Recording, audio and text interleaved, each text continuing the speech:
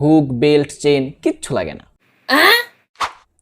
আর fitting এর জন্য তো কোনো ঝামেলাই নেই, যে কোনো কোমরের জন্য উপযুক্ত। হালকা শীতের দিনে কাঁথা বা চাদর হিসেবে ব্যবহার করা যায়। গোসলের সময় সাবান ডলার কাজে লাগে। লুঙ্গি ছিঁড়ে গেলেও কাঁথায় ব্যবহার করা যায়। আসবাবপত্র মুছতে সহায়তা করে।